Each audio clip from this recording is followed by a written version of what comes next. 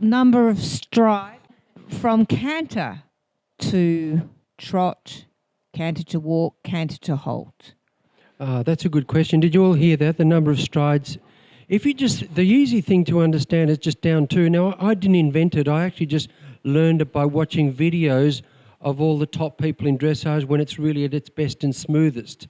And it's always in 2 beats. It's pretty interesting. If you have a look at Charlotte Dujardin or someone like that and just measure it and you slow it, there's a really good program. Well, you don't have to buy the program, but there's a simple version of this program called Dartfish where you can analyse strides in slow motion. You can see that everything's going up and down in 2 beats because in dressage, that's what makes it really beautiful because it's so smooth going up and down like music, not abrupt. But of course, I'm talking dressage and the European sports, and we all get stuck in that, and probably 90% of you in my camp there with that. But of course, if you're doing other sports like reining, sometimes things are in 1 beat, or camp drafting, and that's okay. But see, I didn't mention it, but part of the point is that if things take too long, you ask with the aid and the answer takes too long, he's not going to do it. And he gets more and more foggy. And so my point is if we look at, see, they're not going to necessarily tell us, that's the unconscious competence, that they're doing 2 beats. They just say, this is how you do it, close your fingers or whatever, sit like this. But the fact is, that's the time frame. And the horse works like that because, we're always forming habits in the horse. So it's worth thinking about that because the horse stays safe if we make really good habits. But if everything's a little bit hit and miss and guesswork, then it makes him less safe and it makes our performance poorer too. So for me, this is very much about not only, good welfare, but it's also helps your performance, improves what you do.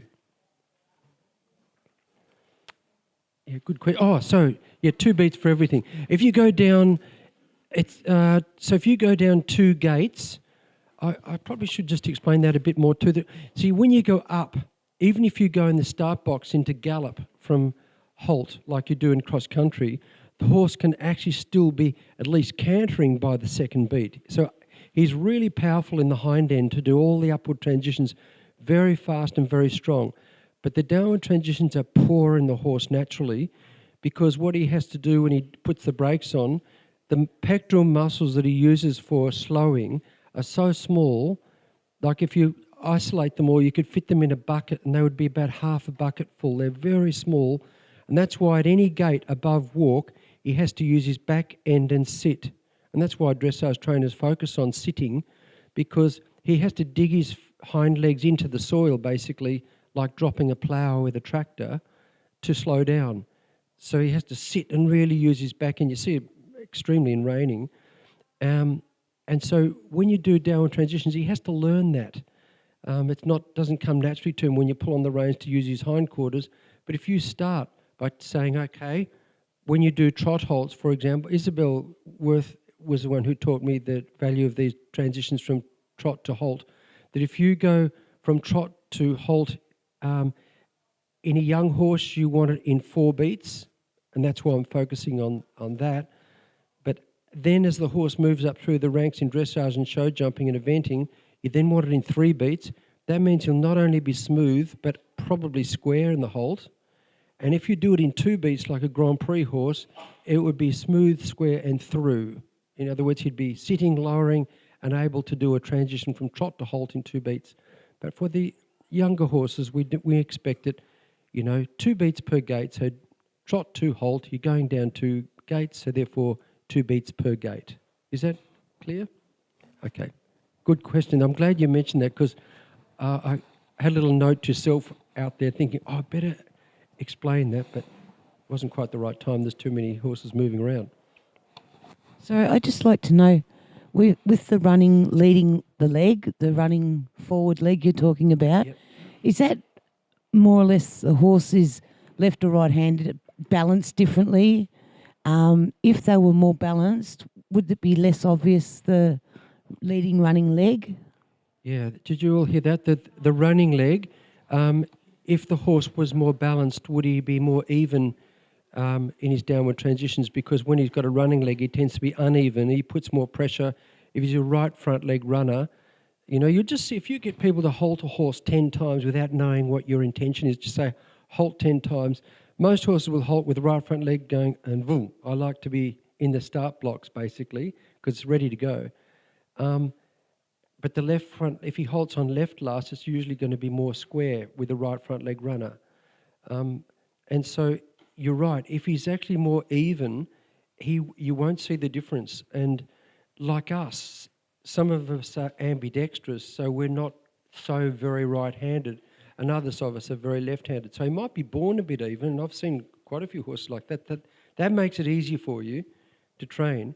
But some horses are ridiculously one-sided, and they really lean on the right rein. They're really stiff on the right side. See, they're not really born that stiff, one side to the other. It is a myth to say they're in the utero bent one way more than the other, because actually they move around a lot.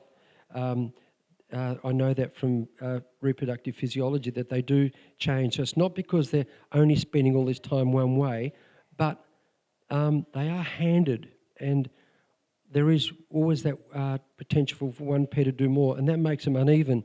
And the purpose of it in nature for quadrupeds is so that when he's galloping, he doesn't run on his own, hit his front feet. See, when a horse is crooked, I have a video of it with my dog galloping beside the quad bike, that you see that if he's on the right leg leading, his right hind is to the outside and his left hind is in the middle. And how often do we see that in the dressage ring? Like, how many horses, when you first canter them, are dead straight down the side? It's nearly always hindquarters in if they're leading on the right, or leading on the left hindquarters in that way.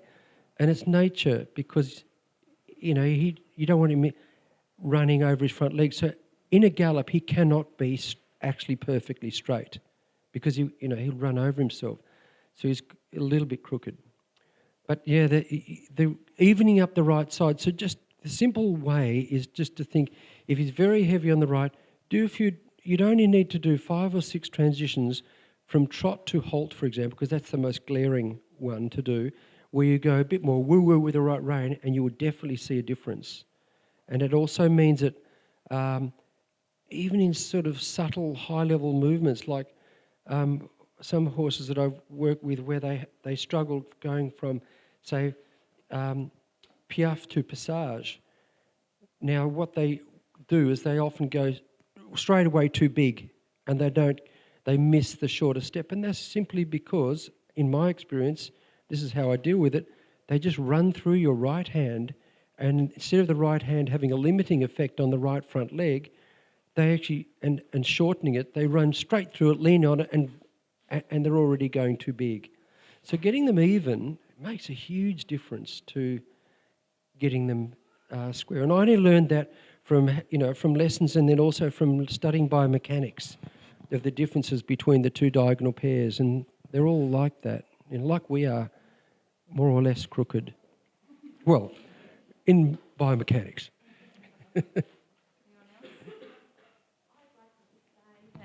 I think this is a great move by Pony Club to talk about biomechanics, because we can lead the foreground here. And secondly, often we see horses later when we're watching dressage, we don't see good symmetry lines, nor we see a lot of compensation going on, and you'll see horses going wide behind.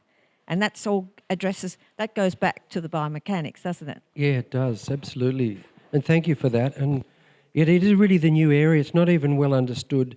It's not taught very often. There's a paper in 2014 that started to suggest these differences, and then a guy called Lars Ropstoff in Sweden, who works at the vet school there, they've got a lot of money for the vet school because it's publicly funded, and started to do, and Hillary Clayton in America did the same sorts of experiments on a straight line with, looking at with stickers on the horse's legs so that you could see the differences in the diagonal pairs. And she's one of the first vets to say to people, be very careful to say a horse is lame, because it's different to being uneven. They're all naturally a little bit uneven, and we are too. If you look at us absolutely perfectly, you'll see us. And what was the second thing you said?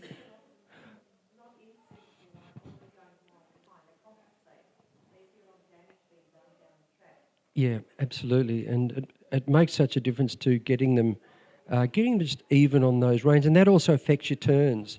You notice that horses, if you keep looking for the patterns, and that's what I started to do, and the patterns of the right front leg runner are that they want to fall out right more than left. They tend, if they shy or rear, they tend to do it left because that right front leg's out like a prop, pushing them suddenly left. When you do short steps, and this goes back to what you were saying about the dressage, when you watch horses, even at the Olympic level, just get your YouTube out and you watch how many horses at Olympic level, when they do piaffe, go up and... So remember the right front leg's the running leg, so therefore so is the left hind. So you watch how many horses go up and down perfectly with the right hind, but the left hind does a step. And they keep gaining ground. And if you just say to the riders, first of all, do some trot halts and get your horse really even on the right rein and left. This is the work I do in my life in teaching, is just with problems like that. And they're mostly nowadays about lateralisation. And then when they are doing piaffe, is just when the left hind's coming up and the edge, you go a little bit, whoa, just a little bit, and now he learns to do it on the spot. There's so much you can do. And then the other thing is and this is why I do a lot of work in the walk. It's going back to old school, but the reason for it is that everything's in slow motion, everything's separated by one beat, and because you can only really talk to the horse in the swing phase, you can catch a swing when you want to. So you can go turn when the right front leg or left front leg's about to leave the ground, and just as it's mid-swing, you can't talk to it anymore, but here comes the right hind, so you can go and kick. So that's the separation. And, I've been talking about this for a while, but not to use your reins and legs at the same time, because whenever you do, there won't be the correct timing for the legs. And if you get it all right at the walk, you can make mistakes in the trot because he's already got the habits. Like he knows the aid. You don't have to talk to the biomechanics so much because it's like a habit from that aid to just slow or just shorten. So it makes a difference to do that. And that swing phase material came out in 2014. And so it's fairly recent, but I think it's so relevant for anything you do in horse training is evening up that laterality. Don't know if this will work. I was at a judge's clinic and they were talking about horses being tight left or crooked left, like you've been saying, meaning they take a bigger step with the right. And one of the judges was a Werribee vet, and they said when they look at the cadavers, the whole vertebrae on the left side are shorter than the right. So if a horse is tight left, 90% of them are, should we be doing more bending work on the right to supple them, or isn't that a good way to fix it? Yeah, like if the horse is tight, if the horse is more tight one side, should we do more work to supple them on that side? And yeah, we do. But see, I guess what I'm saying, and I might not have made it very clear, is that in the horse's life, if he's very right-handed, just like you and I, he develops the physiology of right and left-handedness more. Like I use my right hand more. I pick things up with my right hand. If I've got to carry a heavy load, I do it with my right ever since I was a little boy. So you end up being stronger on that one side to the extent of the other diminishing, and you probably adopt the posture of being one shoulder higher or lower and one side. So the horse is the same.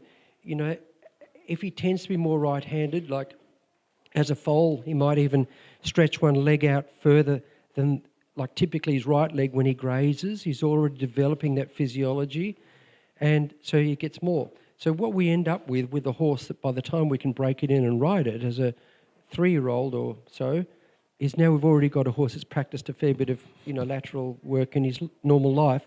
So yeah, we do need to do that work, and first of all, making sure we can even up the biomechanics through stop and go helps a lot. So if he's heavy on the right rein, so the right front and left hind are runners, he's probably going to be lazy on the left front and right hind. So you've got to do more go work from your right leg. And we see that a lot. So evening them up and then doing your normal lateral work, you would do where maybe a shoulder fore, all those things that the old masters and good trainers continue to do are really good for the horse because they even him up laterally as well as just. You've got to get the diagonal pairs even, and I think, and then soften the horse and teach him. And you can actually change his physiology over the years. You know, with the more lateral suppling work you do either side, he changes his body. He gets softer to one side than he was. Thank you. That's a perfect segue to my question, which is they're handed in the same way we are, and this is. I'm sorry if I'm preempting anything that I haven't had a chance to read yet, but will we be looking at the biomechanics of the young rider, because it would be a good time in their riding lives to address their straightness and evenness too? Yeah, it is. There's a lot more work done on the rider than the horse. Only humans. It's really, there's a lot of work showing that, we tend to be stronger in one arm than the other, or one hand, and grab things more with one, and be shorter on one side, one leg shorter, and all of those things. So those things we do need to work on, but they're a little bit easier because the child is conscious, and you can see it, and you can get them to do things off the horse to be more even. But it's just that recognising it in the horse is something that we haven't looked at in the past, and that's really why I stress it. But yeah, definitely we've got to do both, because the hardest thing is, it's such a difficult game, because here is a horse. The standard T model forward of horse is, right front leg heavy and running through your right hand and stiff to the right and all those things. And there's your standard person as well, right-handed. And I think often we have, if you test that with the feeling people have in their hands, often they're less sensitive in one hand than the other. Like if 2 kilograms in one hand might feel like 1 kilogram in the other. And that's really the art of teaching, isn't it? But I think many coaches are very good at the rider. I reckon that's where we are. I don't know that we can do much. We probably can, but I don't think we can do a whole lot better, because I think the art of riding's been very good. My query and my point has always been the art of training, of teaching the horse. That's where we lag behind, and that's where we can make big strides. And I'm really pleased to do it in Australia, because it's taking shape in other countries, but it should start here. Also, we're the second biggest pony club in the world, I think, aren't we? Is that right? I think we're way bigger than Canada. Canada's got about 3,000 pony club kids. England's got more, but America hasn't got much either. So we're a very big organisation here. Okay, so I think we're done. Everybody looks a little weary. Oh, one question. I hope I've got something else, because this sounds like a Yvonne. biomechanics talk. And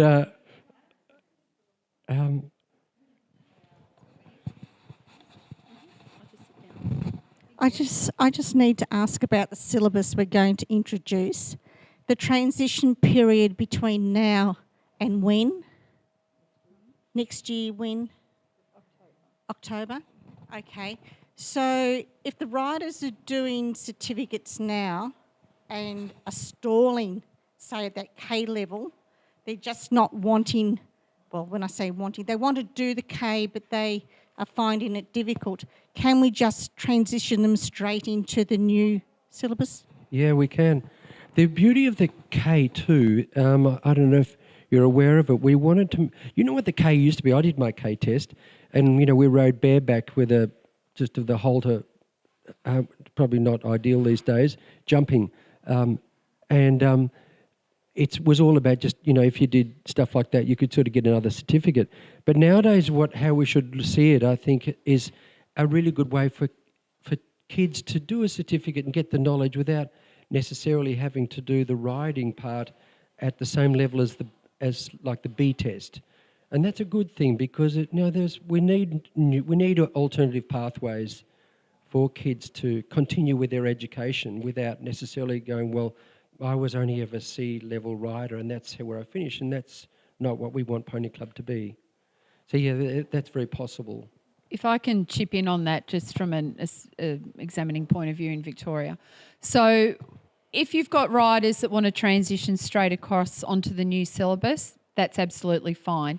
The transition period is for people that want to stick with what they've got. They want to see out the books that they've already bought and paid for. So those people who've got books in the field and want to do that, or clubs that have got books in the cupboard and they want to use them, you have until about October 2020 to get them through. So if you've got EDD star C certificate, that should be a walk in the park. Those certificates are a 12-month or less proposition. Even if you're just starting out, you should be able to get through those certificates in 12 months. C star, possibly. It will depend on the horse you've got going and the level that you're riding at, because the C star does require a slightly higher level of riding. And the K certificate, it will depend on how far through the riders are with it. It has 7, the old syllabus, the K has 7 options in it. So if they've already done 4 or 5, I would be finishing out the 7 and finishing on that, because they've already done the work. If they're at the start of the process, you might want them to have a look at the new syllabus and get them to choose which way they want to do it. Could I just also say that one thing that we aim to do with the A test, and it's in the pipeline now, is to make the A test give kids some recognised prior learning have done the A that gives them an automatic entry where they've only got to do a few more units to get some kind of diploma, government accredited diploma, which I think would really make pony clubs strong. And that's certainly my aim for this, so that it's not just something kids did in pony club and then it's the end of their life. They could, because many of them become leaders in the horse industry. I mean, our patron Heath Ryan was a pony clubber. There's many people, there's plenty of the people in this room who went through pony club as well and benefited from that and now teaching. So that's one thing. The other thing I wanted to mention is that in talking about biomechanics, the biomechanics really isn't relevant until you, at about B test level, I started to explore that more, and certainly in A test, that's very much a big part of it.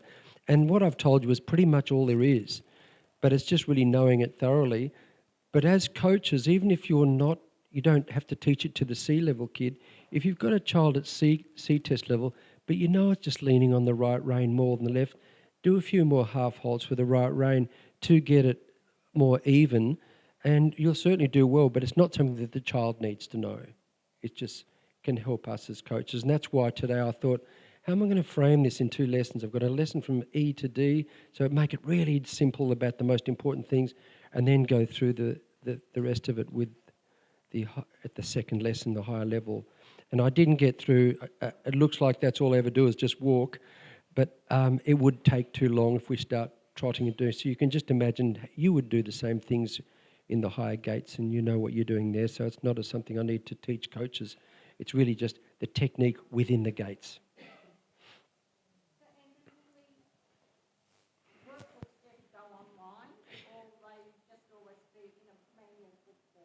Well, we've sort of ebbed and flowed on this. Originally, we wanted to make it really very much online, but there are some arguments for having hard copy as well. But ultimately, I think it'll be both. I think it makes sense these days to have an online version, doesn't it? Very much. And so that's where we'd like to go. I'll just add a little into that. So Pony Club Australia are working with Sport Australia, who is the formerly known as the Australian Sports Commission, and the Sport Australia are the ones that are having a look at an online platform. It's not just as simple as sticking it up on the website, particularly if you want it to be an interactive model. So there's an awful lot of work that goes into that. It's clearly not something that Pony Club Australia or Pony Club Victoria or any of the other states would be capable of constructing themselves. It's going to require specialist IT people to make that happen. So it's, I know Pony Club Australia are talking with Sport Australia about it. There's been some workshops on it, and I know there's some tendering process happening. So it'll be a little while.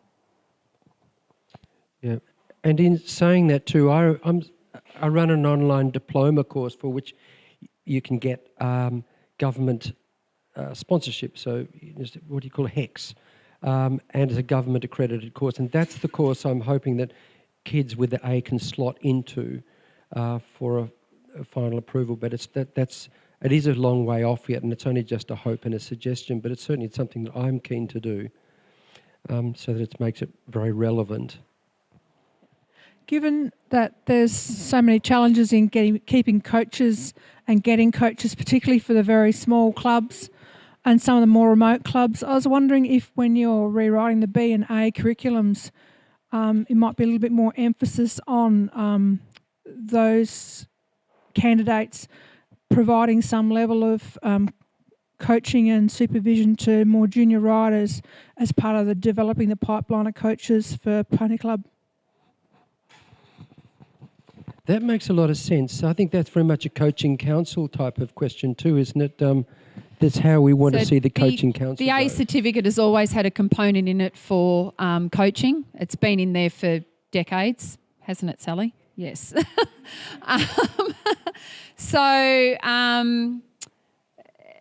With the NCAS program that we run, coaches or senior riders or associate riders can commence their NCAS preliminary from the age of 16. They can't be signed off and accredited until they're 18, but they can be coaching, and I encourage clubs far and wide to engage some of those older riders into those processes so that we can start producing the coaches of the future.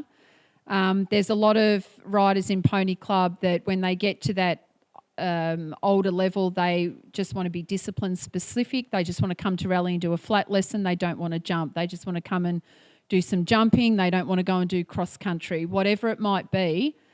Rather than them coming for 1 hour and then going home, I would love you to encourage them to stay and do some work with the junior members and mentor them. And that way you build stronger clubs because you build stronger connections. The little kids look up to the big kids. The big kids engage with the little kids because they're invested in them. Oh, look, there's that little Sally over there. Sorry. There's that little Sally over there. She's so popular. Who was on the lead with me 3 months ago. Look at her go now. She's riding all by herself. And you foster those club spirits that you need to keep strong clubs.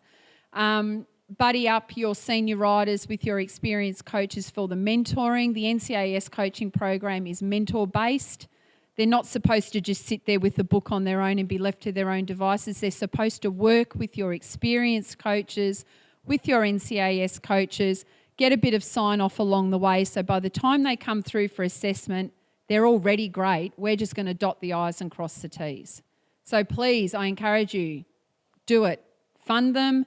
Buy the books for them, offer to pay for it. It's not very expensive. If your clubs are getting grants for training, use that to train your coaches. There's plenty of clubs across Victoria that have already done it and they've had ripping successes and they've kept their coaches and they've kept their senior riders engaged and they're growing stronger clubs.